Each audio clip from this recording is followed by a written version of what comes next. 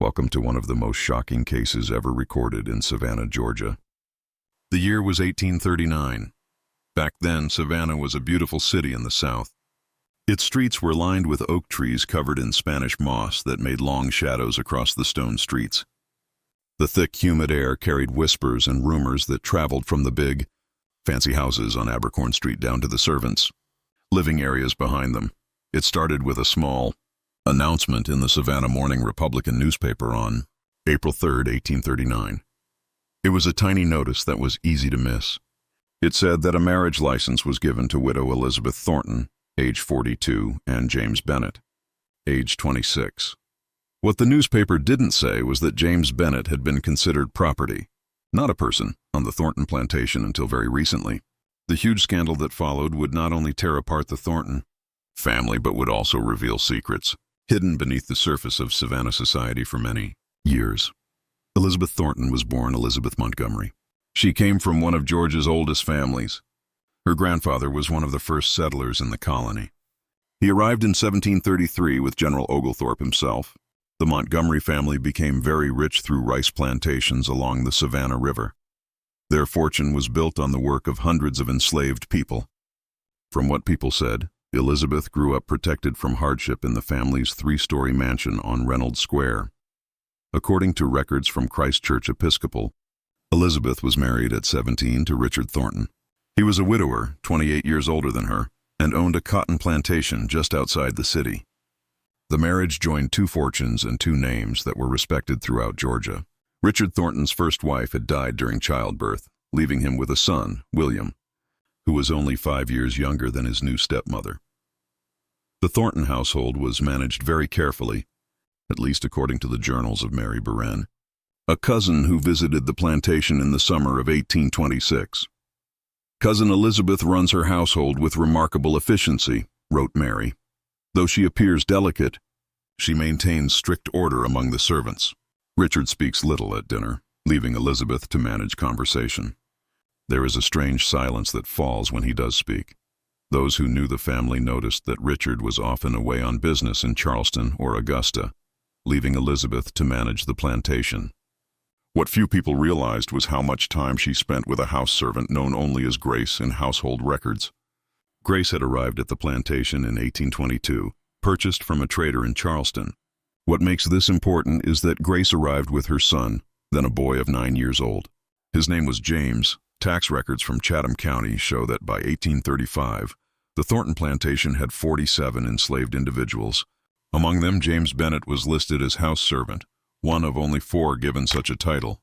Most were field hands whose names were recorded only as numbers on inventory lists. But James appears over and over in household account books, first as Grace's boy, then simply as James, and finally as James Bennett. The addition of a last name was unusual and raises questions that have bothered Savannah historians for decades, according to Dr. Eleanor Hammond, who studied the Thornton papers in 1963 before they mysteriously disappeared from the Georgia Historical Society archives. James was taught to read and write, another unusual circumstance. The records show purchases of books, slates, and pencils specifically noted as for JB's instruction, wrote Hammond in her unpublished manuscript, Whispers from Reynolds Square. Richard Thornton died in the yellow fever epidemic of 1836. His will, filed at the Chatham County Courthouse, left everything to Elizabeth with a large inheritance for his son, William, who by then was 29 and had his own plantation near Macon. The will contained an unusual provision. "The servant James Bennett shall remain in the employee of my wife and shall not be sold or transferred under any circumstances." This provision would later be examined closely by lawyers when the scandal broke. Why would Richard Thornton specifically protect one servant? Church records show that Elizabeth observed a mourning period of exactly 1 year before she began to appear at social functions again. Neighbors noted that during this time, the Thornton household seemed to operate without problems despite the absence of its master. It was during this period that witnesses later reported seeing Elizabeth and James Bennett in situations that raised eyebrows. Margaret Haversham, who lived on the neighboring property, told investigators in 1839 that she had seen them walking together in the garden, like companions rather than mistress and servant. A former kitchen maid Sarah Johnson, whose testimony was recorded by a court clerk, claimed she had once entered the study without knocking and found them standing unusually close, James's hand pulling away quickly from Elizabeth's arm. "They jumped apart like they'd been burned," she reportedly said. "Mrs. dismissed me right quick, but her face was red in a way I ain't never seen before." Winter turned to spring, and spring to summer. The weeks passed in a strange, tense quiet. Elizabeth Thornton began turning down invitations to society events. Her cousin Thomas Montgomery wrote in a letter to his sister that he had called upon Elizabeth in February of 1838 and found her changed in manner, distracted in conversation, and dressed with a simplicity unusual for her. He noted that James Bennet had served them tea and that Elizabeth addressed him with a familiarity that I found disturbing. The letter continues, "When I asked about her health, she answered that she had never felt more alive. There was something in her eyes I did not recognize, something that reminded me not of our gentle cousin, but of someone with a secret joy."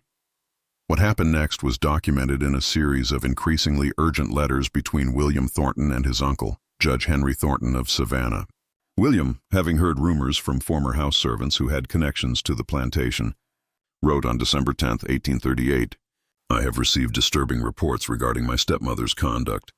I pray they are evil lies, but I fear there may be truth to them.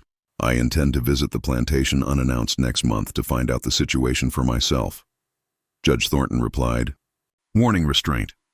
But his letter contained an ominous line. "There have been whispers in certain circles.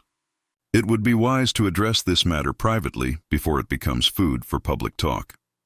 According to court records filed later, William Thornton arrived at the plantation on January 15, 1839, during a cold rain that had turned the roads to mud.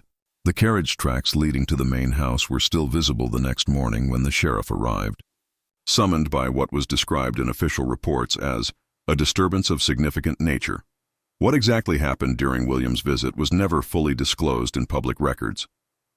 What is known is that William Thornton left the plantation before dawn the following day and rode directly to the sheriff's office in Savannah.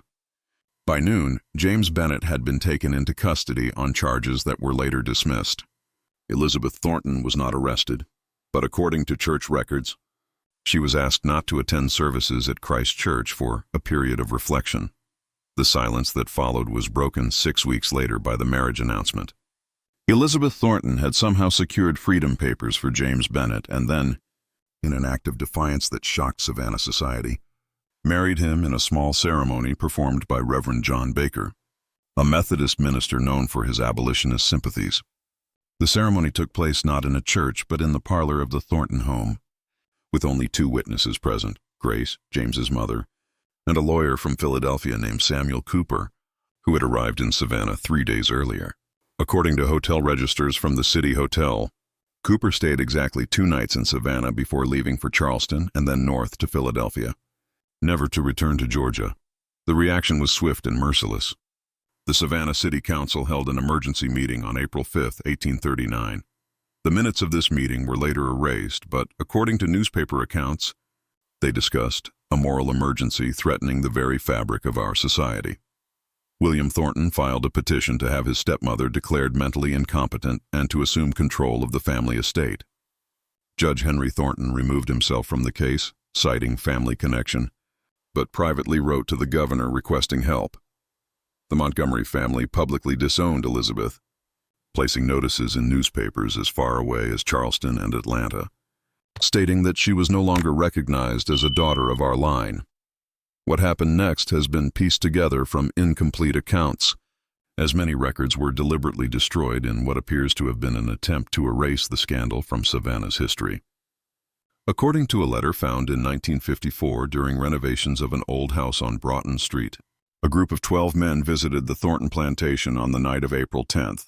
The letter, written by someone identifying himself only as a witness to infamy, described how the men surrounded the house carrying torches. They called for Bennet to come out and face justice. The widow appeared on the porch instead, a shotgun in her hands. She said only, "This is my property and my choice. Leave now or face the consequences." There was something in her eyes that gave even the angriest among them pause. The men retreated that night but returned with the sheriff 2 days later.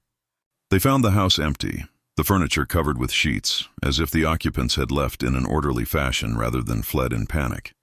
A search of the premises revealed nothing unusual except for a small room off the main library that had been emptied of all contents. According to Sarah Johnson, the former kitchen maid, whose testimony was recorded months later, that room had been James's study, where Elizabeth had taught him to read and write, and where they often spent evenings together. They cleared it out complete, Johnson stated. Not a book, not a paper. Nothing left to show what went on there for all those years. The disappearance of Elizabeth Thornton and James Bennett launched what newspapers delicately called the most extensive search for persons of interest in Chatham County history. Ports were watched, roads patrolled, neighboring states alerted. William Thornton hired private investigators from as far away as New York to trace their movements. Yet despite these efforts, no confirmed sighting was ever documented. It was as if they had vanished into the humid Georgia air. Rumors, however, multiplied. A station master in Charleston reported seeing a white woman and a well-dressed black man boarding a northbound train the morning of April 11th. A ship captain in Wilmington, Delaware, told authorities he had transported a mixed-race couple to Boston in late April, though he could not positively identify them from descriptions. Most intriguingly, a banker in Montreal, Canada, reported in August of 1839 that a woman matching Elizabeth's description had attempted to access funds using documentation from the Philadelphia lawyer Samuel Cooper.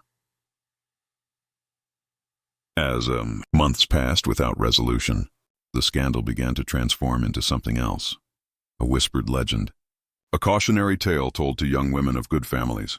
The Thornton plantation fell into disrepair. William Thornton, having finally secured legal control of the property in October of 1839, sold it to a family from Virginia and never returned to Savannah. What he did with the 46 remaining enslaved people is not recorded in surviving documents, though a bill of sale in the Chatham County archives shows that at least some were sold to a plantation in Alabama. Grace, James's mother, was not among those listed in the sale. The investigation might have ended there, filed away as an unsolved mystery, had it not been for what was discovered 5 years later. In 1844, workers renovating the old Thornton house for its new owners made a disturbing discovery beneath the floorboards of the small study that had been emptied. There, carefully wrapped in oilcloth, they found a leather-bound journal. The journal was turned over to local authorities and eventually made its way to Judge Henry Thornton, who was said to have read it in one sitting before locking it away in his personal safe. The judge died 3 weeks later of what was described as apoplexy, a stroke brought on by extreme agitation. The journal's contents were never made public. After Judge Thornton's death, his widow claimed to have burned it without reading it herself, calling it a vessel of contamination. However, before its destruction, the judge's clerk, a young man named Thomas Wilberforce, admitted years later to having made a partial copy of certain passages. Wilberforce, who eventually moved to Boston and became involved in abolitionist causes, shared these passages with a researcher from Harvard University in 1861. According to that researcher's notes, found in the Harvard archives in 1958, the journal belonged to Elizabeth Thornton and contained entries dating back to 1822, the year Grace and her son James arrived at the plantation. The earliest entries described Elizabeth's initial interest in the boy. The child shows remarkable intelligence. R. says, I indulge my curiosity too much, but there is something in the boy's eyes, a quickness of understanding that I have not seen in any child, white or black. Today I showed him my book of pressed flowers, and he named each one correctly after hearing me say it only once. Later entries documented Elizabeth's decision to teach him to read, conducted in secret after her husband expressly forbade it. R. would be furious if he knew. But what harm can come from knowledge? The boy absorbs everything I teach him with a hunger that reminds me of myself at his age. Before I was told that a lady's education should consist mainly of accomplishments rather than substance. As the years passed, the entries became more personal. One passage from 1830, when James would have been around 17, read, I find myself watching for him in the mornings, the way the sun catches his profile as he tends the garden beneath my window. I tell myself it is maternal pride in his accomplishments, but I fear it may be something else entirely, something I dare not name even here. By 1835, a year before her husband's death, Elizabeth wrote, "We spoke of poetry today, and as he recited Byron, I saw not the child I taught, but the man he has become. I closed the book and sent him away. Later I wept, though I cannot say precisely why." The most revealing passages, according to the Harvard researchers' notes, came after Richard Thornton's death. With R gone, the house breathes differently. Jay and I walked in the garden at sunset, discussing plans for the East Field. For the first time, I asked his opinion, not as a formality, but because I truly wanted to know his thoughts. Our hands brushed as we examined a damaged camellia. Neither of us acknowledged it, but neither did we move away. And later, we no longer pretend. When the house is quiet and the doors locked, he comes to the library. We read together, talk together, exist together in a way I never thought possible with any human being. He knows more of my soul than anyone ever has. I've begun to make inquiries about laws in other states. There must be a place where we can live without fear. The final entry copied by Wilberforce was dated March 30th, 1839, just days before the marriage announcement appeared in the newspaper. Tomorrow everything changes. Sam Cooper has secured the necessary papers. Once the ceremony is performed, we must leave immediately. Jay fears for his mother's safety, but she insists on staying behind, at least initially. She says she will join us later, that someone must maintain appearances while we establish ourselves elsewhere. I have sewn what jewels and banknotes I could gather into the linings of our traveling clothes. The northern abolitionist Sam introduced me to have arranged a network of safe houses. I know the danger. I know what we risk. But for the first time in my life, I am choosing rather than being chosen for. The Harvard researchers' notes included an interesting postscript. Wilberforce claimed that in 1852, while visiting Montreal on business, he encountered a woman he believed to be Elizabeth Thornton.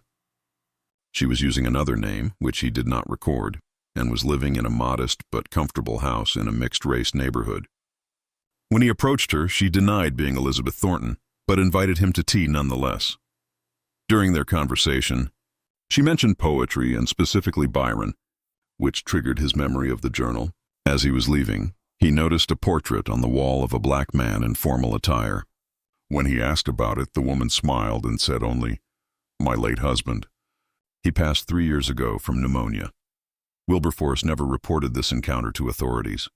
The Thornton scandal gradually faded from public memory, overshadowed by the growing national crisis that would eventually lead to civil war.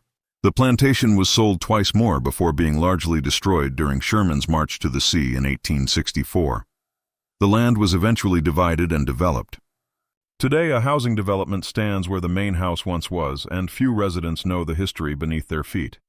The Thornton name survives only in a small street off Abercorn and in the archives of the Georgia Historical Society, where researchers occasionally stumble upon fragments of the story while looking for something else entirely. In 1957, during construction of a shopping center near the original plantation site, workers uncovered a small metal box buried approximately 3 feet below ground. Inside was a cameo brooch, a pressed camellia preserved between glass plates, and a folded paper containing a lock of hair tied with blue thread.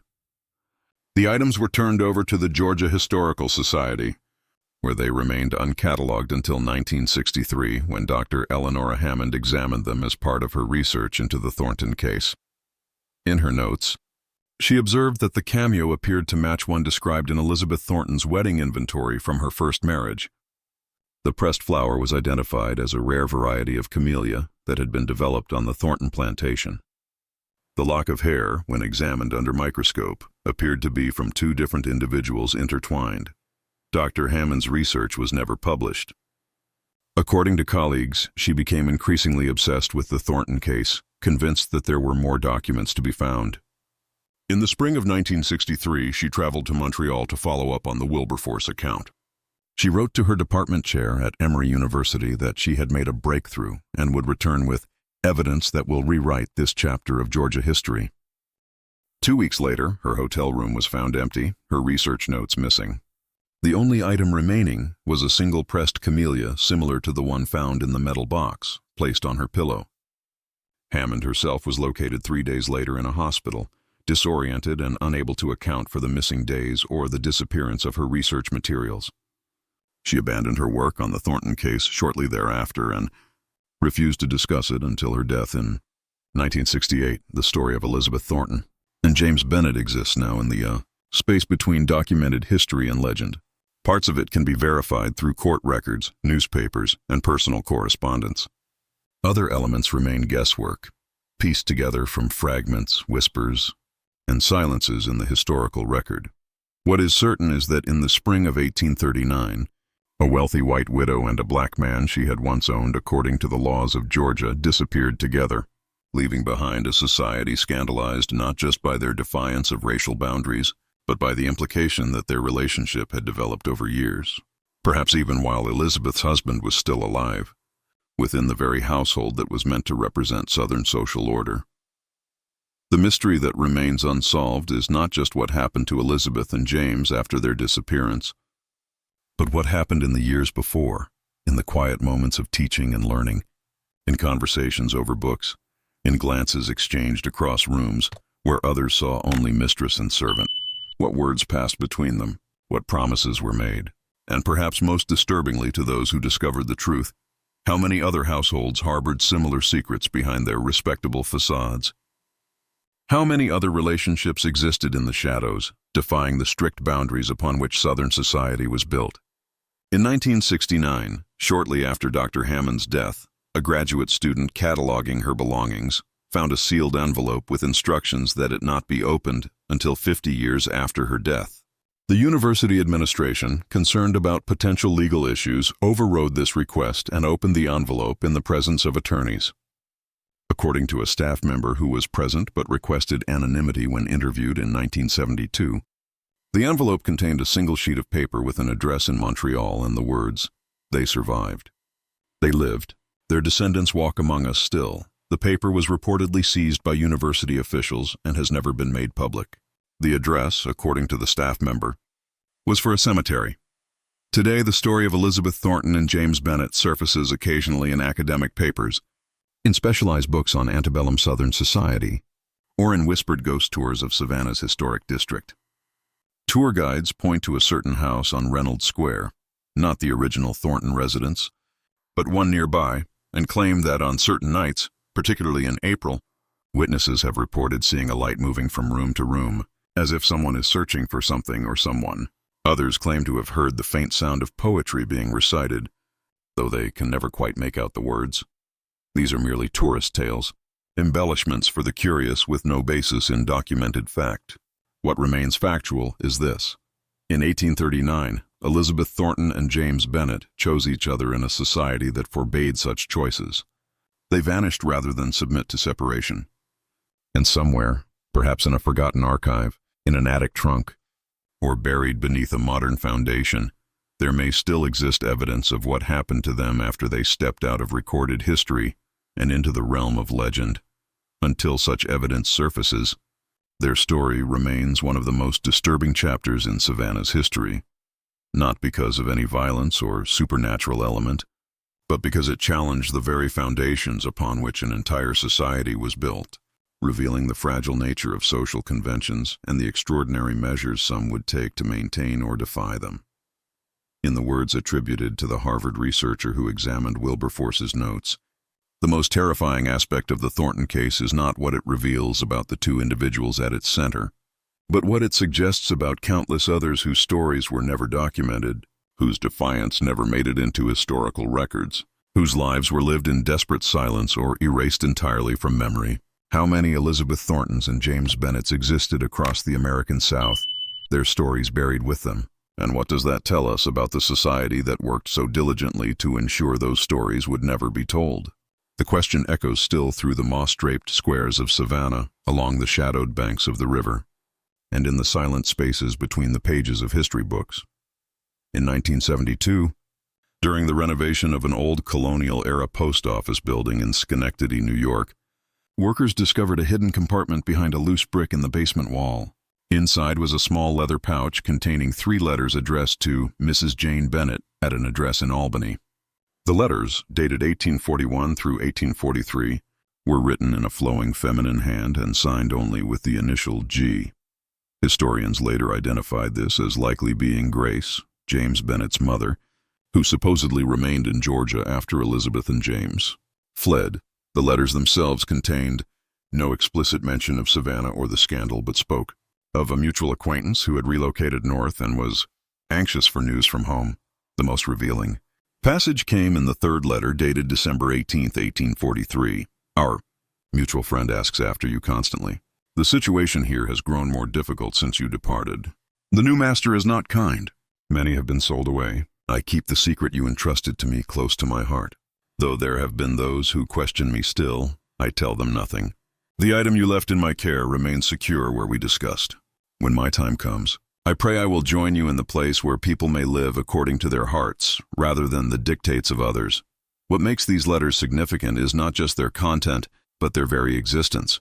They suggest that Grace eventually made her way north, contrary to official records which listed her as having died on the Thornton plantation in 1840.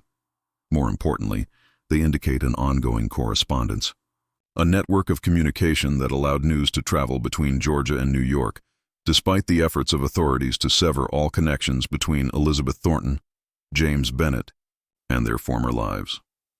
Further evidence of this network emerged in 1959 when a historian researching the Underground Railroad discovered account books belonging to Samuel Cooper, the Philadelphia lawyer who had witnessed Elizabeth and James's marriage.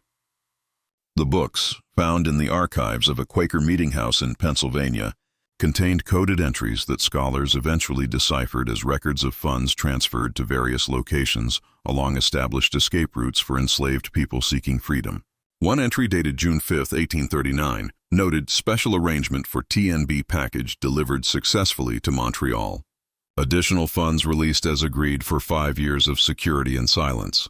Dr. Marcus Williams, who studied these records before they were reclassified and restricted from public access in 1962, wrote in his private journal, "The Cooper accounts reveal that the Thornton-Bennett escape was not merely a spontaneous act of defiance, but part of a carefully planned operation that may have been years in the making. The level of financial commitment, enough to ensure security and silence for 5 years, suggests not only substantial resources, but a remarkable degree of forethought." One must wonder, when exactly did Elizabeth Thornton begin planning her escape from Savannah society?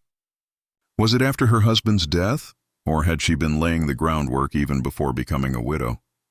This question became even more important in 1964 when construction workers demolishing an old rice mill near the original Thornton plantation discovered a hidden space beneath the floorboards.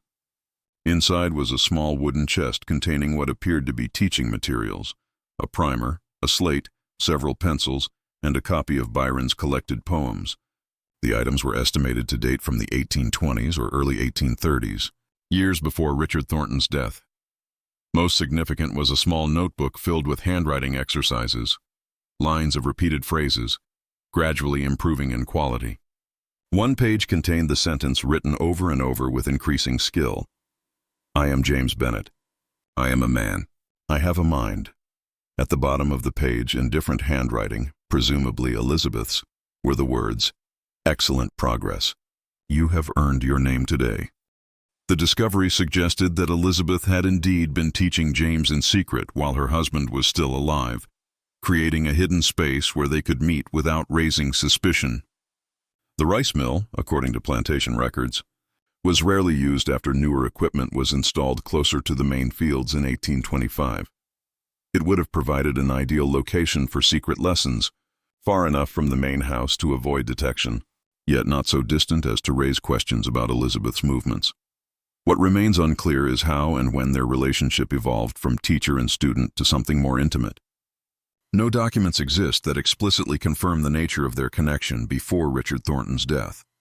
However, a letter from Elizabeth to her cousin Anne Montgomery dated October 18, 1834, 2 years before she became a widow, contains a passage that some historians have interpreted as a veiled reference. "I find myself living 2 lives these days.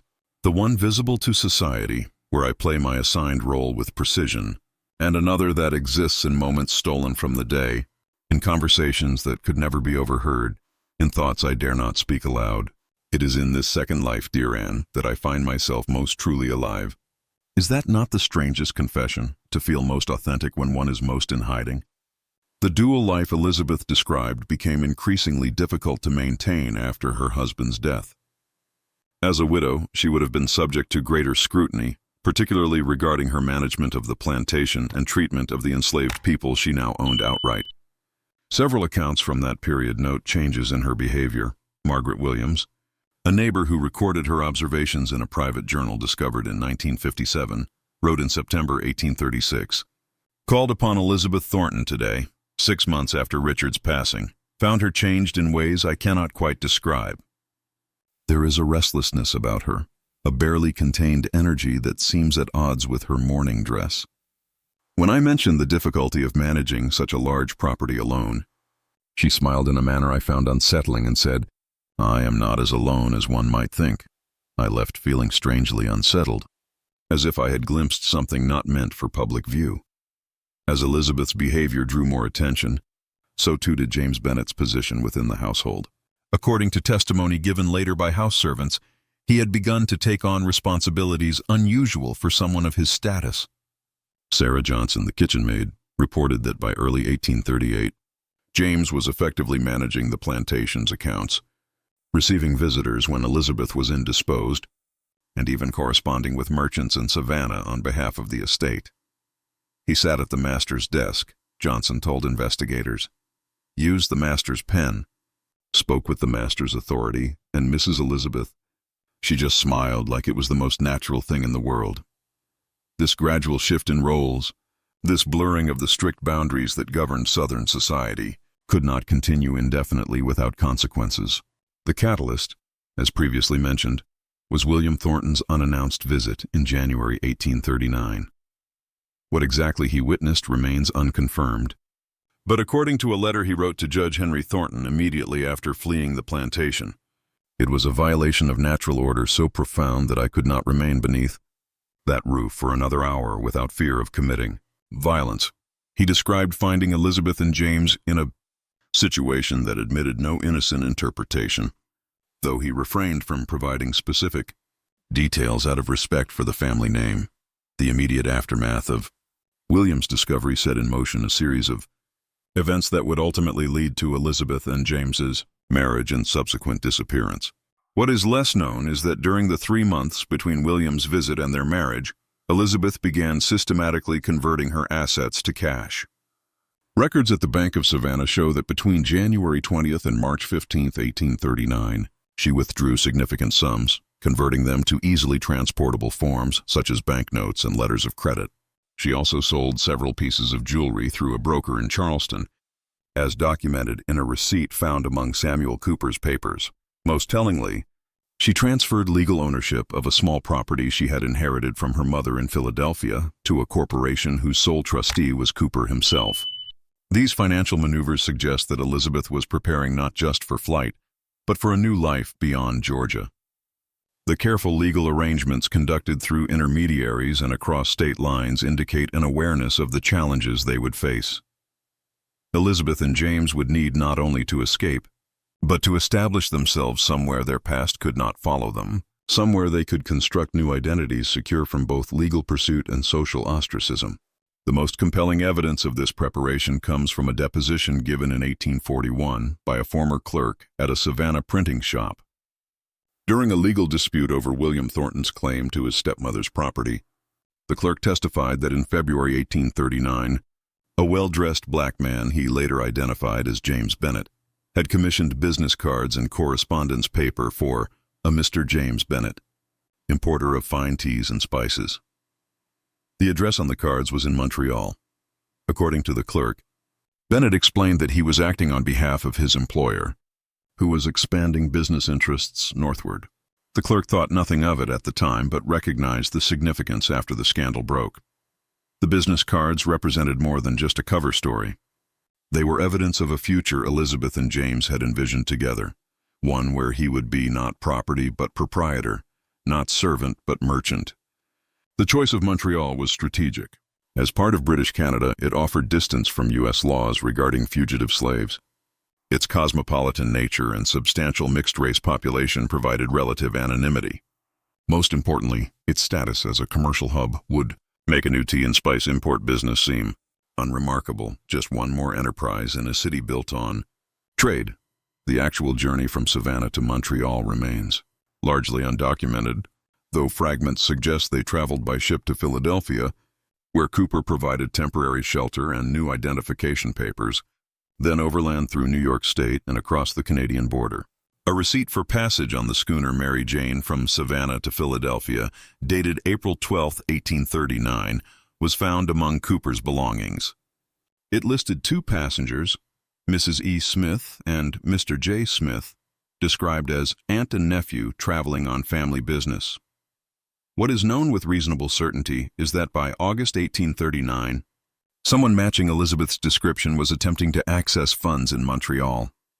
As previously noted, by November of that year, city directories list a James Bennett importer with a small shop on Rue St. Paul and a residence on Rue Antoine. The following year's directory adds Mrs. Jane Bennett at the same residence address. No mention is made of their racial identities or origins. Life in Montreal would have presented its own challenges, though of a different nature than those they faced in Georgia. While they may have escaped the legal consequences of their actions, they would have needed to construct a believable story about their past to explain Elizabeth's accent, to account for any differences in their appearances or mannerisms that might raise questions. The success of their tea and spice business would have depended not just on business skills, but on their ability to present themselves convincingly as whatever they claimed to be. According to the incomplete evidence available, they appear to have succeeded, at least for a time.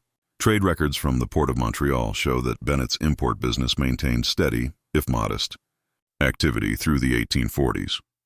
Tax assessments indicate a gradual improvement in their financial circumstances, with the business expanding to larger premises in 1845. Church records from a small Methodist congregation note the regular attendance and charitable contributions of Mr. and Mrs. Bennett, described as a couple of mixed heritage, a designation vague enough to cover numerous possible backgrounds without inviting detailed scrutiny. The most intimate glimpse into their Montreal life comes from an unexpected source, a diary kept by a young woman named Marie LeBlanc, who worked as an assistant in their shop from 1843 to 1845. The diary, discovered in a family collection in 1966, contains several entries describing her employers. Madame Bennett speaks French with an American accent, she wrote in one entry, but tries very hard to improve. She's always elegant, even in simple clothes, and treats everyone with the same courtesy, whether they are wealthy customers or street vendors. Monsieur Bennett runs the business with great attention to detail. They seem devoted to each other in a quiet way. They often exchange glances when they think no one is watching. Little private communications that make me hope someday I might find such understanding with someone. In another entry, Marie noted, "Today, a customer from Boston questioned Monsieur Bennett about his background. He replied simply that he had been raised in the South but preferred the climate of Canada, both meteorological and social." The man pressed further, asking if Madame Bennett was of European descent. There was a tension in the shop I had never felt before. Mr. Bennett smiled and said, "My wife and I have found that Montreal asks fewer questions than other places, which is precisely why we chose it." The customer left shortly after.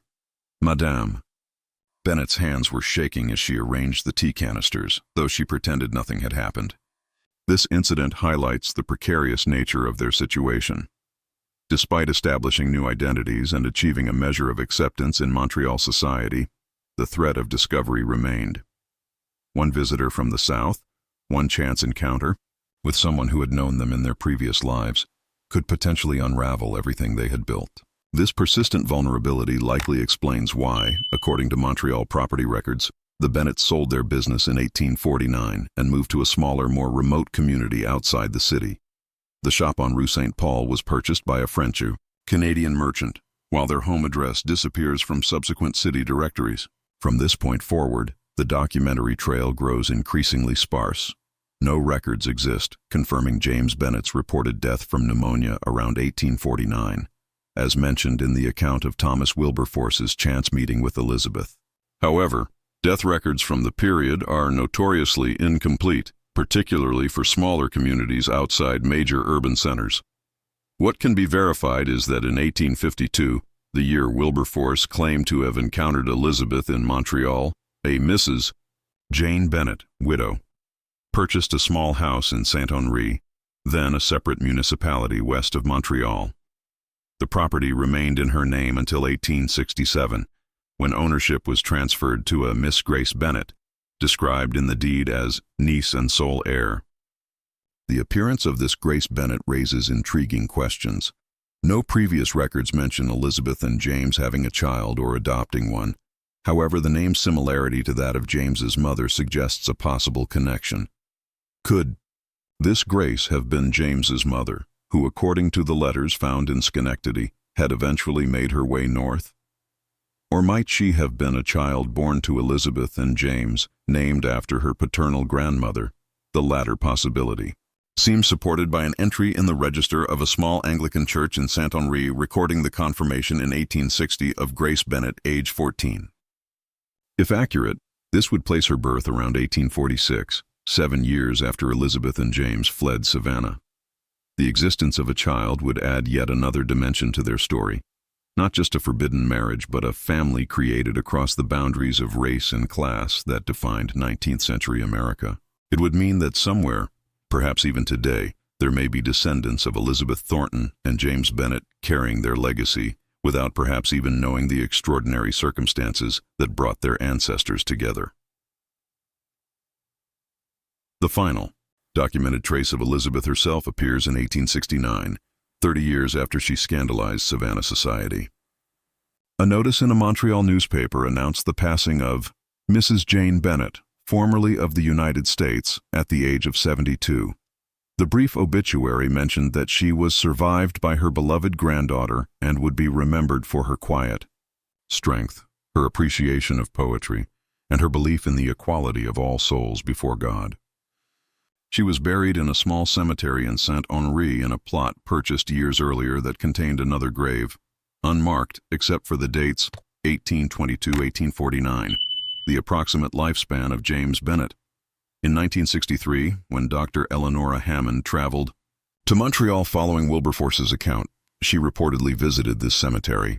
Whatever she found there, whatever breakthrough she claimed to have made, disappeared along with her research notes during her mysterious 3-day absence. By the time the cemetery was relocated for urban development in 1970, the graves had been moved to a common area without individual markers, erasing this final physical connection to Elizabeth and James's story. And so we are left with fragments, documents scattered across archives in Georgia, New York, Pennsylvania, and Quebec. Testimonies given decades after the events they describe. Objects found beneath floorboards and behind walls. Entries in diaries and letters never meant for public eyes. From these fragments, we can reconstruct the outlines of an extraordinary defiance, a rejection of the rigid boundaries that separated people by race and status, a claiming of human connection in a society that denied its possibility. What remains? Most elusive is not the factual record of what Elizabeth Thornton and James Bennett did, but the intimate reality of who they were to each other. When did teacher and student become equals? When did respect transform into something deeper? What conversations took place in that hidden room at the abandoned rice mill over Byron's poetry and writing exercises? What promises were made in whispers that could not be overheard? How did they find the courage to imagine a future that everything in their world insisted could not exist? These questions linger in the silences between documented facts. They echo in the empty spaces where records should be, but have been deliberately destroyed or concealed. They haunt the corners of Savannah's history, challenging the carefully constructed narrative of the antebellum South. The story of Elizabeth Thornton and James Bennett offers no easy conclusions, no moral certainty. It is a reminder of the countless untold stories buried beneath official histories, the private defiances, the secret connections, the human hearts that refuse to conform to the rigid categories imposed upon them. As the Harvard researcher noted, in his final assessment of the case, what makes the Thornton affair so disturbing even decades later is not that it happened, but that it forces us to reconsider how many similar stories never came to light. If a woman of Elizabeth Thornton's social standing could maintain such a relationship for years, if she could eventually choose to abandon everything for it, how many others might have harbored similar feelings but lacked her resources or courage? The true history of human connection across the boundaries of race and class in America remains largely unwritten, existing only in fragments, whispers, and silences. In 1969, the same year Dr. Hammond's sealed envelope was prematurely opened, an elderly woman visited the Georgia Historical Society and asked to see any materials related to the Thornton plantation. According to the archivist who assisted her, she was in her 70s, well-dressed with light brown skin and gray eyes. She spent several hours examining the available documents, taking careful notes. When asked about her interest in the subject, she replied that she was researching her family history. The archivist later recalled that as the woman was leaving, she paused at the display case containing the cameo brooch and pressed flower found in 1957. She stood there for the longest time just looking, the archivist said. Then she smiled, not sad exactly, but like someone remembering something from very long ago. She touched her fingertips to the glass and said, "Some stories are better left untold, but that doesn't make them any less true." The woman never returned to the archives, and no record exists of her name or where she came from. Like so much in this story, she remains another fragment, another whisper, another echo of a past that refuses to remain buried despite all efforts to silence it. In the end, perhaps that is the most disturbing aspect of the Thornton Bennett case. The persistence of human connection against all odds, the refusal of love, whatever its nature, to obey the boundaries society constructs around it. In a world that insisted certain feelings could not, should not exist. Elizabeth and James created a space for themselves. First in secret rooms and coded glances, later in a life built far from everyone who knew them. And finally, in the scattered traces they left behind, fragments that pieced together still have the power to unsettle us today. In Savannah, on certain April nights, when the air is heavy with jasmine and history, tour guides still point to Reynolds Square and speak in hushed tones of the widow who scandalized society.